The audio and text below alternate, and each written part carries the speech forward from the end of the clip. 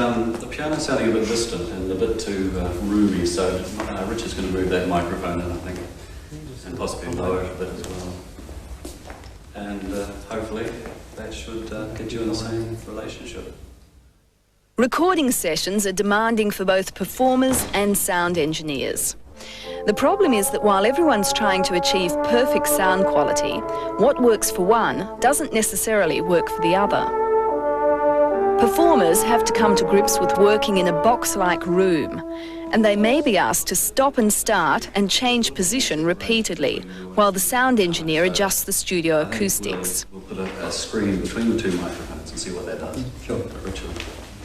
Obviously, these interruptions aren't conducive to a good performance, but it's necessary because different performers and different instruments have different acoustic requirements. Unhand the girl and throw down your weapon. Never.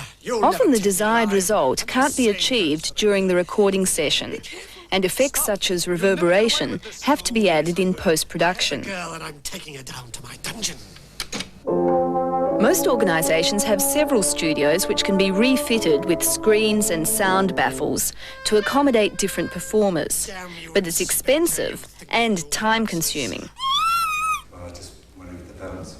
Faced with this dilemma recently, sound engineers at Radio New Zealand, in conjunction with Computer Switch Australia, set out to design a studio to suit all scenarios. The result is the VSA, or Variable Sound Acoustic Studio. But thanks to Radio New Zealand's location, it looked like they were going to have to compromise before that even started. It's really quite ironic that the VSA studio, which requires absolute silence, is built here on one of the noisiest intersections in town. Their first move was to completely insulate the studio from noise and vibrations. They've isolated this studio from the rest of the building by mounting the whole room on rubber blocks and leaving a 10 centimetre airspace all the way around, so there are no contact points between the studio and the rest of the building. And that means neither the traffic rumble nor the noise of the air conditioning plant upstairs penetrates the inner sanctum. I think we do that centrepiece of the ceiling, first of all into diffusion. What they did next was nothing short of inspired.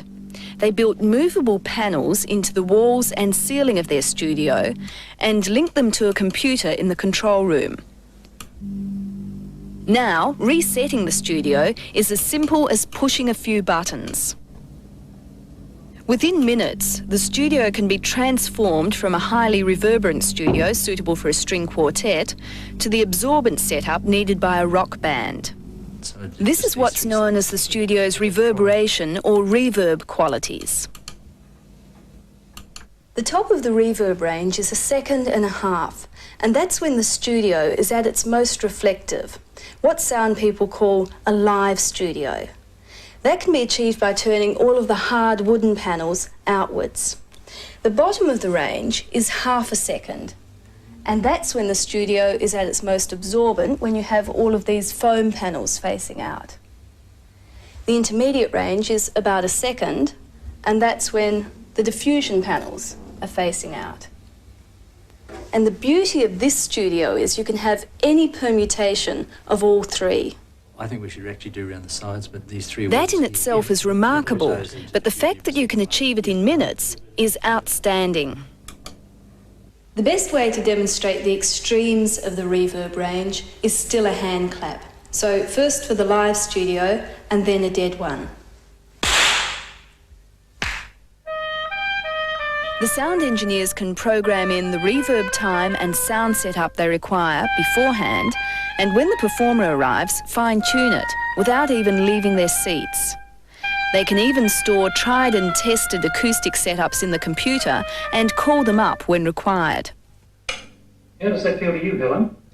I feel it's good. I would like a little bit of the bathroomy effect taken off, if that's possible. Okay, well, we'll put in some diffusion around the walls, and that should get rid of it for you. Great. I think we could have a bit more diffusion on that. Sure. Okay, stand by.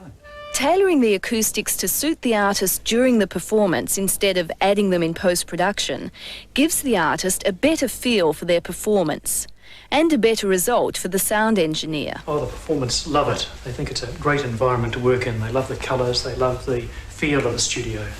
It's not closed in like a normal studio is. Although it costs $1 million to install the VSA technology in a medium-sized studio, this one studio can then do the job of several.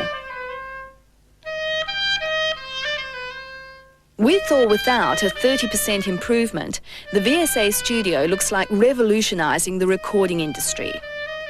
Sound engineers now have an environment capable of bringing out the best in performers, as well as the technology capable of delivering the best sound quality. The combination sounds wonderful.